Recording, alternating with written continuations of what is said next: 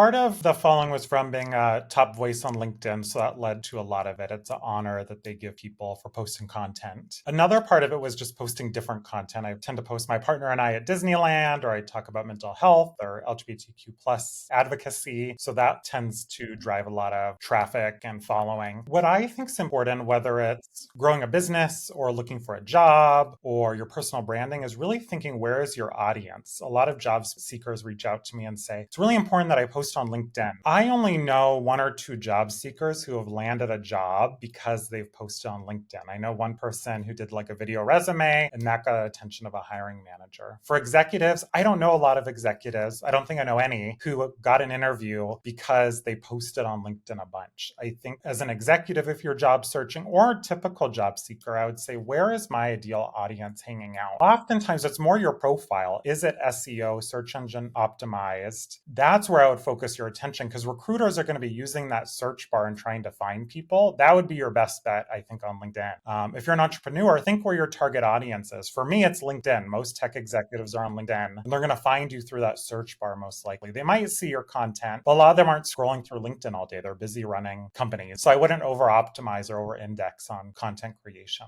I'm curious, just go a little deeper on that one. If people are like when I think about some people in our industry, media industry, there are some of them who had been a little bit more regularly active on their posting on the topics related to that industry. And therefore they are perceived a lot as an expert because they've created this personal brand around that. They're also the people who might be reporting back when they're at, the national conventions and stuff like that, NAB or CES or others. So even in that scenario, you don't think or see the benefits, even though they are only creating a brand around who they are and therefore probably increasing their network? I think that can help with your network. I think that's where it comes in handy. It can help with your network, or maybe getting engaged for speaking, that kind of stuff. I think that's where it's really helpful for the networking piece. I think oftentimes people assume it's just going to land them a job. Instead, it's just a piece. And even then, when you have that broad network, often when you're looking for a job, you're still going to have to reach out to those followers or be more intentional and active, rather than just saying, I'm going to post and people are going to come seek me out for jobs, when that's rarely the case. You have to take those extra steps. Makes sense. And it takes a long time to build up that and consistency, which some people Yes. just don't